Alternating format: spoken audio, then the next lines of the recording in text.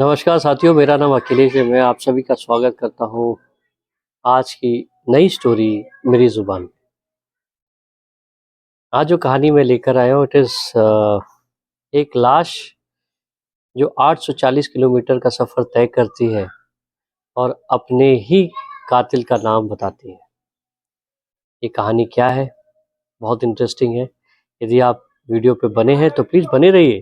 तो कहानी को शुरू करते हैं। एंड दोस्तों, अभी तक आपने इस चैनल को सब्सक्राइब नहीं किया तो प्लीज़ डू लाइक दिस। दोस्तों, आपने अभी तक चैनल को सब्सक्राइब नहीं किया तो please do like share and subscribe the channel.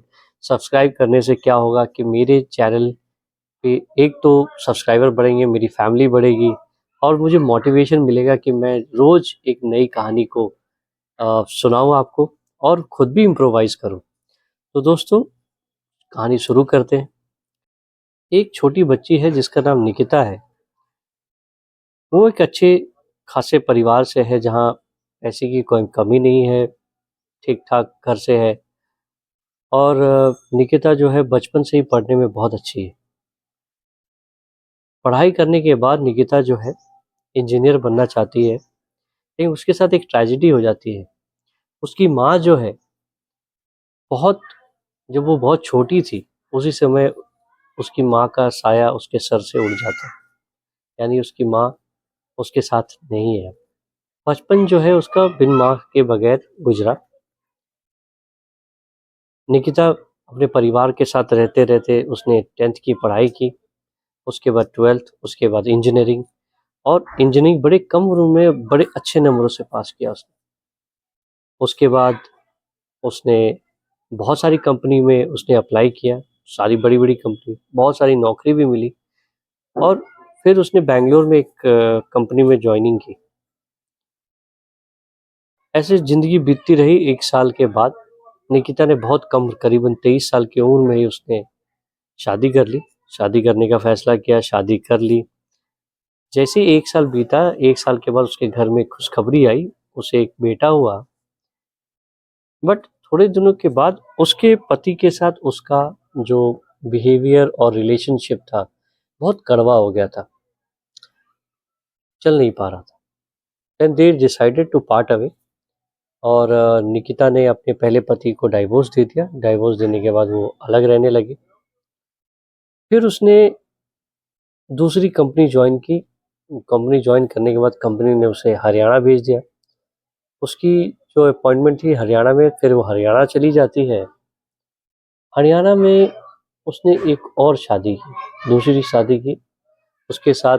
लेकिन इस पति के साथ उसे प्यार के साथ-साथ धोखा मिला, क्योंकि जो लड़के से उसने शादी की, जिस पे भरोसा किया कि आगे उसकी ज़िंदगी होगी, खुशहाल होगी, लेकिन हुआ उल्टा ही।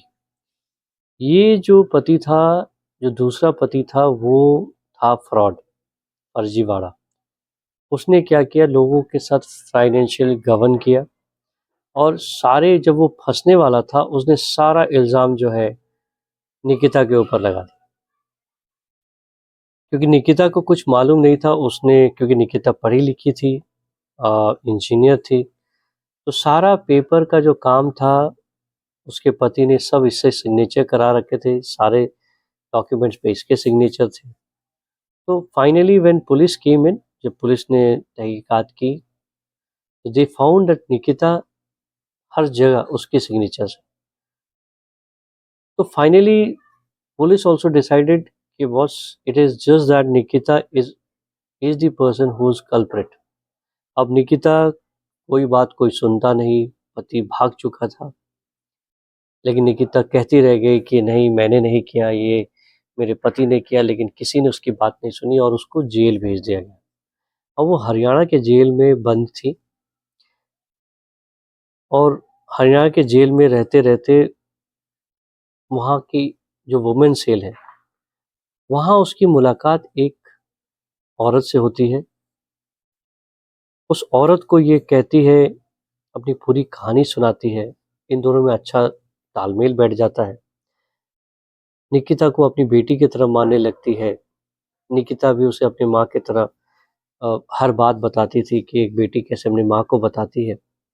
निकिता उससे अपनी इस पूरी कहानी सुनाती है जब ये कहानी सुनती है उसकी माँ, तो कहती है बेटी तू चिंता मत कर, जब भी तेरी सज़ा कंप्लीट होगी, जब भी आप सज़ा से बाहर होगे, मेरा बेटा जो कि अरुण राणा है वो तुम्हारी मदद करेगा। और अरुण राणा जो था हरियाणा का एक छटा हुआ बदमाश था। अब जबकि फाइनेंशियल गबन में कुछ 7 साल की सज़ा हुई, अब निकिता 30 साल की हो चुकी थी। निकिता जैसे ही बाहर निकलती है वो मिलती है अरुण राणा से। अरुण राणा से इसकी दोस्ती हो जाती है, अरुण राणा को ये पसंद आ जाती है, अरुण राणा भी इसको पसंद करने लगता है, निकिता उससे प्यार करने लगती है। लेकिन थोड़ी देर के बाद उसे वो डिसाइड करती है कि जिस शहर में या कहते हैं कि जिस सिटी में उसके साथ इतना बुरा हुआ वो उसमें उसको भूल जाना चाहती थी। हुआ यूँ कि उस शहर को वो छोड़कर वापस अपने बैंगलोर चली जाती है। वहाँ जाती है तो उसने एक कंपनी में जॉइन किया। कंपनी में एक आदमी जो है उसके साथ काफ़ी दोस्ती घुल-फिल काम के वक़्त एक इंसान था जिसका नाम रमेश था, वो वहाँ का मालिक था और वो निकिता को काफ़ी पसंद करता था। अब इन दोनों की बोलचाल, घुल-मिल, काम के सिलसिले में डेली मिलना-जुलना और अब जो है रमेश और इसकी जो ट्यूनिंग थी कुछ ज़्यादा ही हो गई। रमेश अब इसी बीच निकिता को पता चलता है कि रमेश बहुत पैसे वाला है, इसके पास पैसों की कमी नहीं है, लेकिन रमेश पहले से ही शादीशुदा है। अब निकिता जो है डिसाइड करती है कि अब बहुत हो चुका, ज़िंदगी में बहुत भाग-दौड़ हो चुका। अब रमेश के साथ वो घर बसाएगी और फिर आगे की ज़िंदगी खुशहाल ज़िंदगी जिएगी, ये डिसाइड उसने कर लिया था। लेकिन निकिता ने अपनी लालसा के लिए उसने अपने से 15 साल, करीबन 20 साल बूढ़े इंसान से शादी करने के लिए मान गई, क्योंकि वो शादी पैसों के लिए कर रही थी, प्यार के लिए नहीं। वो अपनी ज़िंदगी को सँवारना चाहती थी। हुआ भी यूँ, रमेश भी मान गया, रमेश तो पहले से चाहता ही था। रमेश ने इसके साथ दूसरी शादी कर ली। अब निकिता की लालसा और बढ़ती, शादी कर ली, ज़िंदगी ठीक-ठाक चल रहा क्योंकि रमेश उसको प्यार करता था, फिर निकिता के ऊपर काफ़ी पैसे उड़ाया करता था। अब निकिता को मालूम था कि ये बहुत पैसे वाला है। एक दिन निकिता उसके पास आती है और कहती है कि रमेश, एक काम करो, मुझे एक प्रॉपर्टी अपने नाम लिख दो। रमेश जब ये सुनता है तो कहता है कि निकिता तुम्हें इसकी क्या ज़रूरत है, जो भी मेरा है सब तुम दोनों का ही तो है। पर निकिता जानती थी कि कहीं रमेश को खुदा न खास्ता कुछ हो गया, क्योंकि ये दूसरी पत्नी थी, इसको कुछ नहीं मिले या कुछ या इस बहुत कम मिलने वाला है और इसे कम में कोई गवारा नहीं था। देन इसने डिसाइड किया और बहुत बड़ा डिसाइड, बहुत खतरनाक डिसीजन लिया। इसने डिसाइड कर लिया कि अब जीते जी तो कुछ मिलेगा नहीं, अब इसको रास्ते से हटाना पड़ेगा। अब उसने अपने ही पति को मारने का प्लान बना लिया। प्लान एग्जीक्यूट कैसे करेंगे? उसने अपने पुराने आशिक यानी कि अरुण राणा को कॉल लगाया, जो कि हरियाणा में मिला था। अरुण को कहती है कि अरुण, मेरी ज़िंदगी में मेरे साथ जीना है, हमारे साथ रहना है, मुझसे शादी करनी है, तो एक काम करो मेरा। अरुण कहता है कि बताओ क्या करना है? तुम्हें मेरे पति का कत्ल करना है। कत्ल करने के बाद हमें 8 करोड़ मिलेंगे, हम कहीं दूर चले जाएंगे और दूर जाकर हम अपनी ज़िंदगी बसाएंगे। अरुण राणा की बात सुनता है और वो पागल इसकी बातों में आ जाता है। अब वो मान जाता है। अब प्लान हो चुका था, अब एग्जीक्यूट करने की बारी थी। निकिता अरुण को कहती है कि आप 1 अक्टूबर को फलाना जगह पे आना, वहीं मिलते हैं और प्लान को वहीं एग्जीक्यूट करें। 1 अक्टूबर को निकिता रमेश को कहती है कि रमेश, बहुत दिन हो गए, हम कहीं घूम कर नहीं आए, चलिए ना मुझे कहीं घुमा कर लेकर आइए, और बहुत अकेलापन महसूस हो रहा है, मुझे बुरा लग रहा है, तो आप मुझे लिए चलो। तो रमेश भी सीधा साधा इंसान, उसने भी कहा कि चलो कोई बात नहीं, चलते हैं। निकिता उसको लेकर जाती है तय जगह पर। एक ढाबा होता है, ढाबे पे गाड़ी रुकती है खाना खाने के लिए। वहीं अरुण पहले से उस ढाबे पे था। अरुण निकिता जो है अरुण को मिलवाती है रमेश से। ये कहती है कि ये मेरे दूर का रिश्तेदार है, जो मेरे साथ हरियाणा में मेरे साथ आसपास रहता था। रमेश भी सोचता है कि ठीक ही बात है, कोई प्रॉब्लम नहीं है, लेट्स डू दैट। और वो तैयार हो जाता है राणा को अपने कार में बिठाकर आगे छोड़ने के लिए। उसने कहा कि हम आसपास ही छोड़ देंगे, इसको ग्वालियर के आसपास उतार देंगे और वो वहाँ से चला जाए। अब वहीं से लो दो तीनों कार में बैठते हैं। कार में बैठने के बाद निकिता पहले से ही उसके ड्रिंक्स में कोई एक नशीली दवा डाल देती है और उसके बाद रमेश को पिला देती है। रमेश पीने के बाद बेहोश हो जाता है। जब दोनों को ये लगता है कि अब ये बेहोश हो चुका है, दोनों मिलकर उसका गला दबा देते, और गला तब तक दबाते रहे जब तक कि इसकी जान नहीं चली। अब रमेश मर चुका था। जब इन्होंने पूरी तसल्ली कर ली कि अब रमेश जीवित नहीं है, जिंदा नहीं है, तो वो क्या करते हैं, लाश को कार से निकालकर डिक्की में डालते हैं और वहां से 840 किलोमीटर दूर लेकर जाते हैं टी स्टेट, जो कि आपको बैंगलोर, कर्नाटका और तेलंगाना के एकदम नज़दीक और तेलंगाना के कोर में है। वहां जाते ही कार को खड़ी करते हैं, वहां से लाश निकालते हैं, लाश को डिक्की से निकालकर उस पर पेट्रोल डालकर उसे जला देते हैं।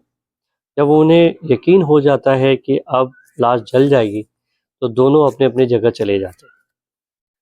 अब यहाँ जब पति 2 दिन नहीं आता है, तो रमेश की पहली पत्नी पुलिस स्टेशन जाती है। बैंगलोर पुलिस स्टेशन में जाकर वो अपने पति रमेश की गुमशुदगी की रिपोर्ट लिखाती है। अब पुलिस हरकत में आती है। उसके बाद फिर 2 दिन के बाद तेलंगाना पुलिस को एक खबर मिलती है कि एक लाश जो है टी स्टेट में जली हुई हालत में मिली है। अब तेलंगाना पुलिस हरकत में आती है।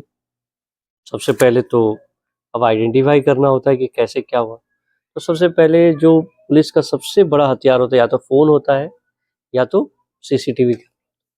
सीसीटीवी कैमरा को खंगारते हुए उसने देखा कि वही टी स्टेट से 100 मीटर दूर पे एक कैमरा एग्जैक्टली फोकस किए हुए था टी स्टेट, लेकिन दूर था। अब वो कैमरा को खंगालते हैं। कैमरा सीसीटीवी खंगालने के बाद उन्हें एक लाल रंग की कार दिखती है, बट नंबर प्लेट जो है क्लियर नहीं दिखा। बट फिर भी पुलिस डिसाइड करती है कि इसको हम फॉलो करते हैं। करीबन इन्होंने 500 कैमरे जो है और न जाने अनगिनत फुटेज को इन्होंने खंगार दिया। खंगारने के बाद एक जगह इन्हें टोल नाके पे उस कार में एक चेहरा दिखता है, और चेहरा जो था वो निकिता का था। अब इधर से कर्नाटक के पास, मतलब ये टोल नाका जो है कर्नाटक के पास थी, तो तेलंगाना पुलिस कनेक्ट करती है कर्नाटका पुलिस को, क्योंकि ये दोनों ही जुड़ गए थे इस केस के चक्कर में। बेंगलुरु में बताती है तो पता चलता है कि एक मिसिंग कंप्लेन है। मिसिंग कंप्लेन जो हूबहू इससे मैच कर रही थी। उसके बाद देन ये पहली पत्नी को दिखाया जाता है ये फुटेज, और वो फुटेज देखने के बाद वो कहती है कि हाँ, ये निकिता है जो पहली पत्नी है। अब पुलिस पूरी थ्योरी लगाए तो निकिता को इन्वॉल्व एक कल्प्रिट, यानी सबसे बड़ा जो कह सकते हैं कि मुलजिम मान चुकी थी। अब सबसे बड़ा सस्पेक्ट वही थी। निकिता को ढूंढा जाता है, निकिता मिलती नहीं, लेकिन 2 दिन के बाद निकिता पुलिस के हत्थे चढ़ जाती है। उसके बाद उसका जो कॉल रिकॉर्ड है, उसका फ़ोन लोकेशंस है, उसको पूरा खंगालने के बाद जब सारा कुछ उसके लोकेशन और लाश की लोकेशन जहाँ थी वो पूरा मैच करता है, उसके बाद उसके कॉल डिटेल्स को खंगाले जाते हैं। खंगालने के बाद पता चलता है कि एक और शख्स था जो इसके साथ इन्वॉल्व था। निकिता पे फिर उसको कस्टडी में लिया जाता है और उस पे इल्ज़ाम लगाए जाते हैं, उसके ऊपर केस चलाया जाता है, उसका एफआईआर दर्ज होता है और फिर निकिता से पूछी जाती कि अब माजरा क्या है।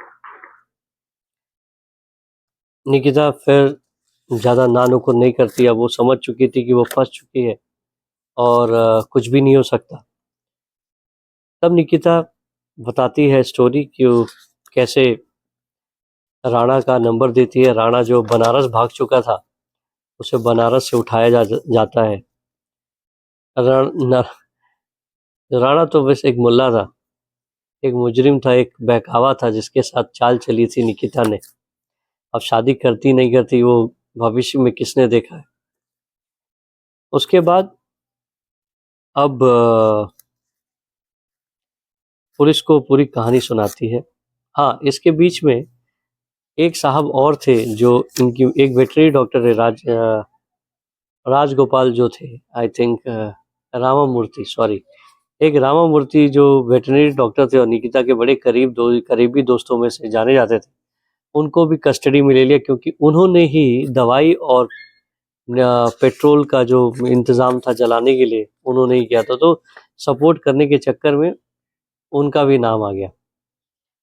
अब पुलिस जो है निकिता से पूछताछ करती है।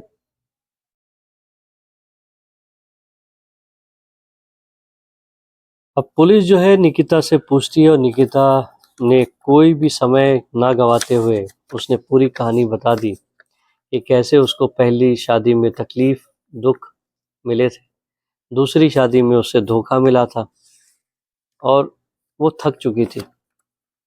अब नहीं चाहती थी कि वो आगे ज़िंदगी में कोई तकलीफ करे, इसलिए उसने रमेश के साथ शादी की। रमेश से उसने 8 करोड़ की ज़मीन के बारे में बताया।